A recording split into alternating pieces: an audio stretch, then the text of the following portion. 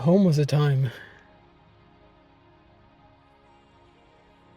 Home was a time. Home is not necessarily a place.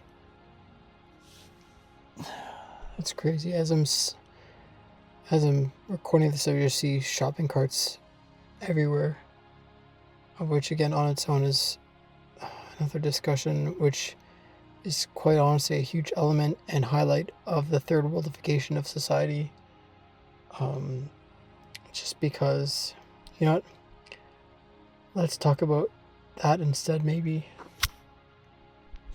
because that too relates to home. Because the home I remember was not like this. The home I remember is no more. And while it's important in life for you to adapt, for you to change, for you to develop, for you to quote unquote progress in some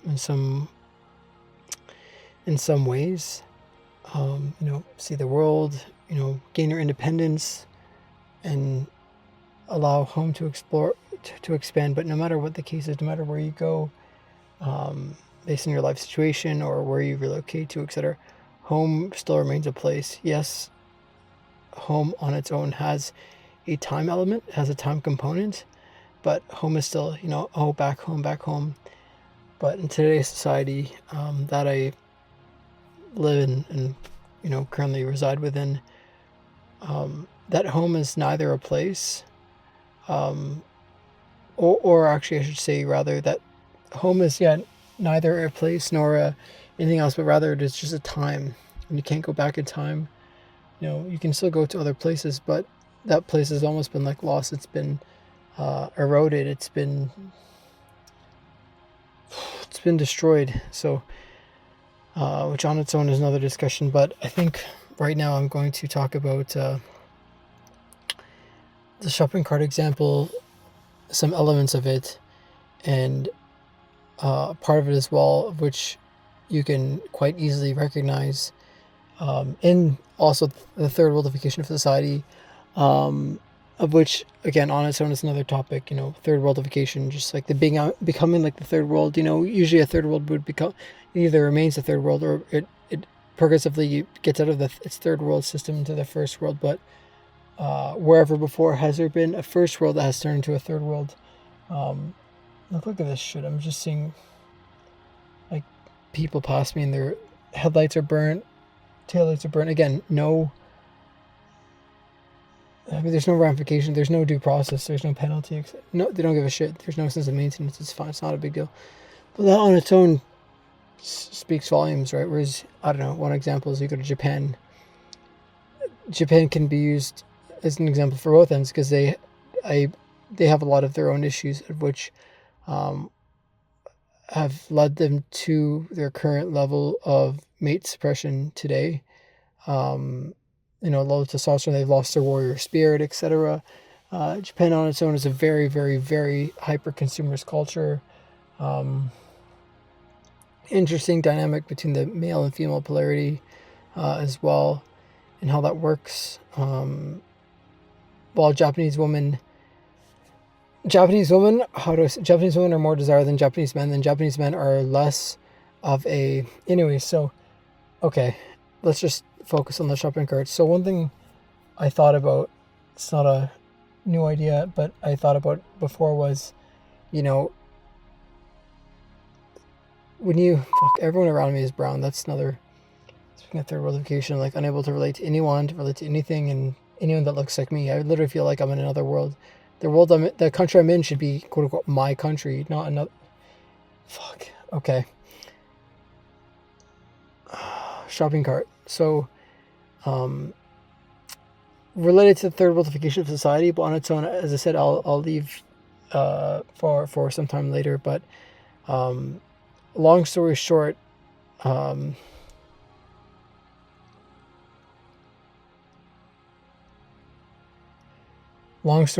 you compare two grocery store brands and why, yes, on the inside, they're colored differently, they're designed differently, they're priced actually slightly differently as well. That's a noticeable differentiator. on its own. But and why is that, right? So I mean, it's made there. The people who have designed these spaces, it's all going to the same brand anyways, but they've curated it in a way where, you know, um, people of a higher socioeconomic status, forget all your things if you're going to say, oh, it's racist, whatever. Anyways, people of a higher socioeconomic status versus a lower socioeconomic status, by default, more or less shop at these two different grocers. So you'll have one, let's say, called Loblaws, and then you'll have another one called No Frills. So No Frills and Loblaws are, I believe Loblaws is the parent company of No Frills, but nonetheless, they have different methods of how they distribute and allow usage of their shopping carts. So not a new idea, it's not trivial at all, but with Loblaws, they're free to use. And they're free to use, generally speaking, because they know that they will be returned. And what I mean by that is you would think, okay, a higher end grocery store would have a pay for entry, whereas lower end wouldn't. Well, no, it all comes down again to the socioeconomic separators or differentiators between the two demographics of which shop at either or grocer. So at Loblaws, the shopping carts are free. Maybe they're cleaner. They are, honestly, they could just be entirely the same, but there's the shopping cart carousels on the outside. There's some on the inside, and a couple other sections in between, kind of the in between space between inside the store and outside the store, etc. Generally speaking, when you go to these grocery stores, you don't really see random shopping carts all over the place, because people just by default know, when I'm done using these carts, I must return them. That, and again, it really comes down to the first world versus the third world. Level of empathy aside, and just common courtesy and understanding. I'll get to it in a second, but they understand once I'm done using this, it's free to use, and I need to return this, etc. Whereas with No Frills, it's a pay per use, so you need to insert a coin, whether a dollar coin or a quarter coin, usually that kind of size or diameter, in order to enable usage of the shopping cart. So once you put the coin in, it kind of unlocks from this kind of keychain that locks to the cart in front of it in place. And once that it unlocks, you're free to use it. And then once you're done, you want your dollar back, obviously. So you put the cart back to get your dollar back, etc. Why is that done? It's used to incentivize you. Well, one, you got to pay to use it, and then it's incentivized. It's like if you don't return it, you don't get your dollar back. So the most everyone is brown.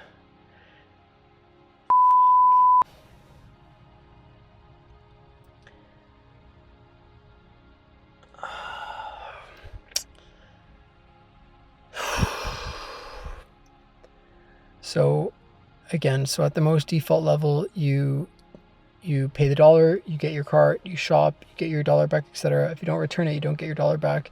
The thing is with these other first world grocers, let's call it that, let's say Loblaws, if you don't return it, you don't get your dollar back. So whether you return or not, it didn't cost you anything in the first place.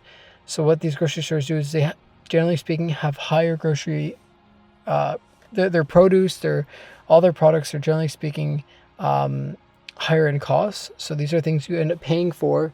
So for people who are in the first world, let's say white people or Canadians, let's say, or Americans, whatever, okay, they're able to benefit from, the adjacent,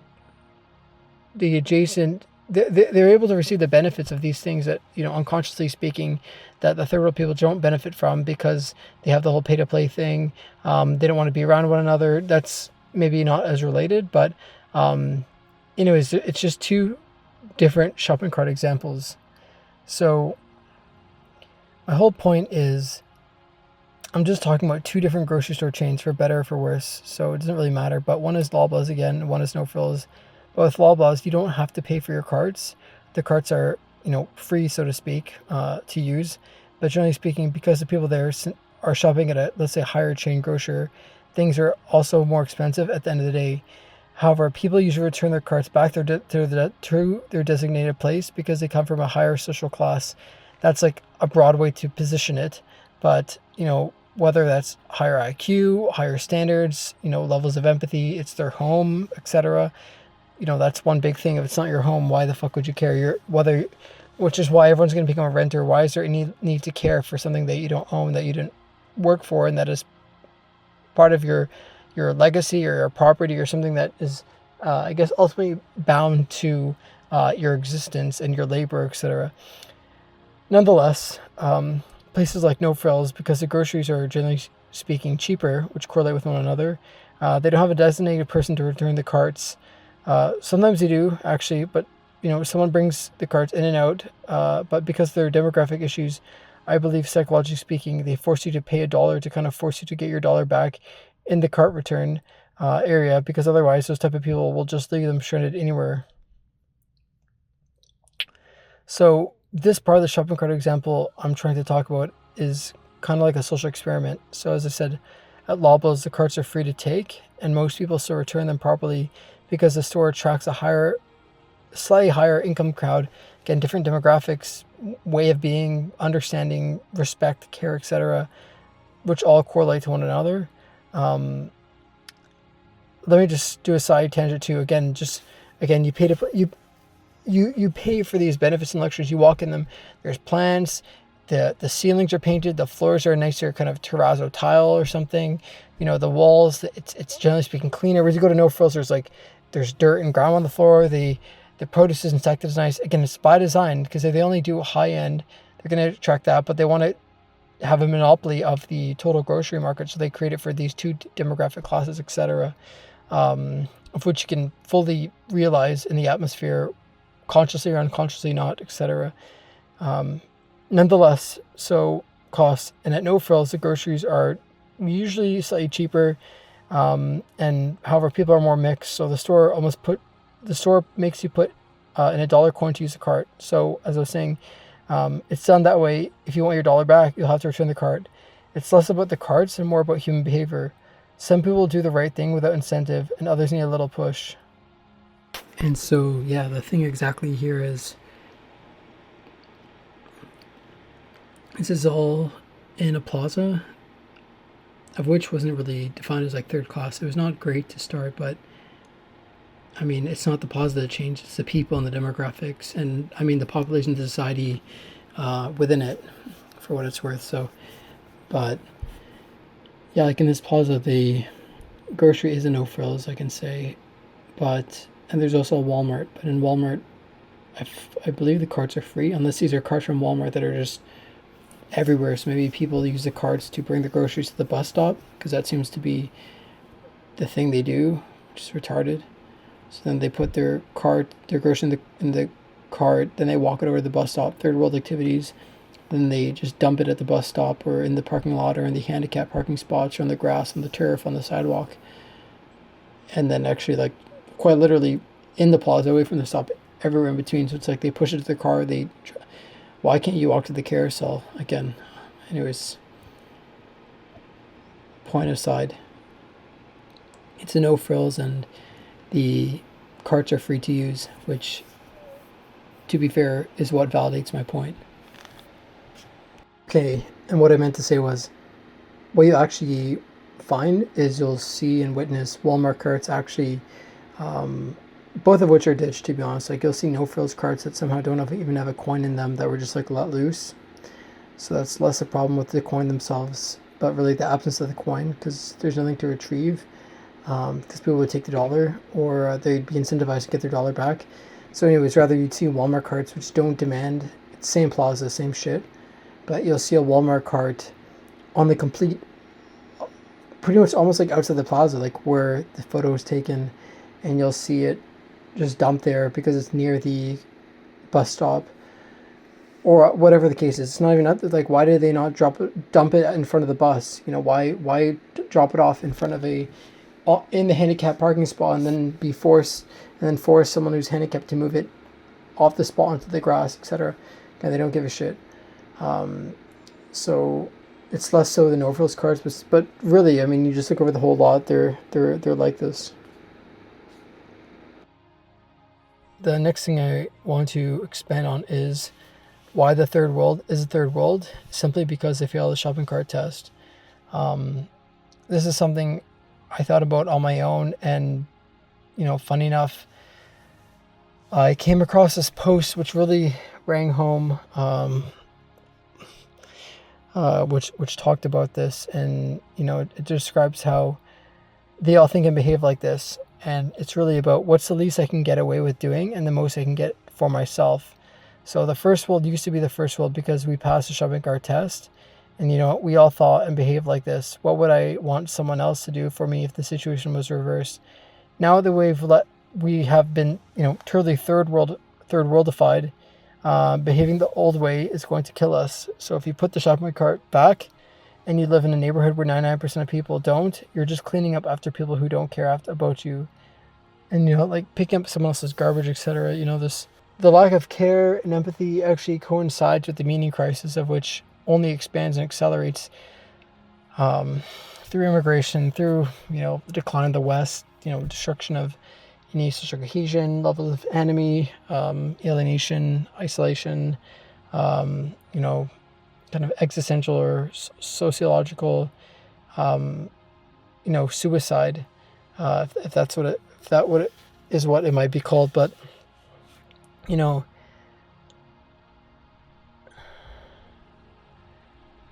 and this whole lack of trust, right? Because when trust disappears, order ends up collapsing into enforcement, and then people fall out of their innate beliefs of their small contributions matter, and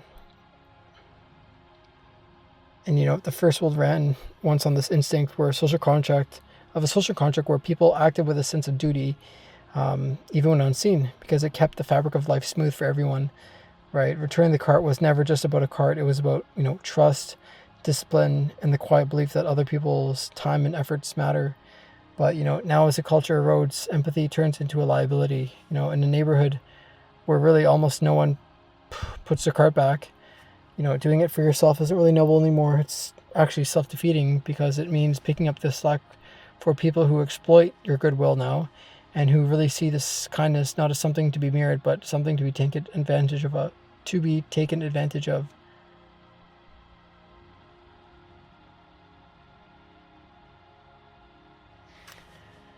And at the end of the day, the whole shopping cart test isn't really about, right, grocery carts or the groceries themselves. It's just a shorthand for whether a culture will sustain itself through everywhere. I said it's really a shorthand for whether culture will, sustain itself through self-discipline, or whether it relies on the need for external enforcement, which I think is, again, relating back to that thesis antithesis model, like problem action solution, where it's going to get so bad where they're going to have to install cameras or whatever else, penalties if you don't return it back. It's like the first world existed on its own without needing these surveillance measures, and the third world existed on its own. It's a complete fucking mess and disaster. So by mixing these two together, it really just creates this problem for the state, or whoever it is, whatever, the bureaucracy, again, whatever, to enforce. Hold on. Why are people yelling? There's some guy just laying on the fucking concrete sidewalk, literally laying on the floor, just screaming in his phone. And I can hear from inside my car about 30 meters. That's fucking crazy. Literally third world. So, yeah, I mean, the guy's literally just screaming. Anyways, I was going to say, right, but so civilizations rise when people can internalize these rules. However, on the inverse, they collapse when people no longer feel, any sense or any obligation, unless there's, a cop or a fine or a bribe involved, etc. And that's really the shift that I'm trying to describe, from originally voluntary reciprocity to transactional self-interest. And right, civilizations collapse in this instance not through cataclysm alone, but through these countless small fractures of discipline. Each unreturned cart is a symptom of a larger corrosion, where trust disappears, public spaces decay, and really the very idea of collective responsibility dissolves.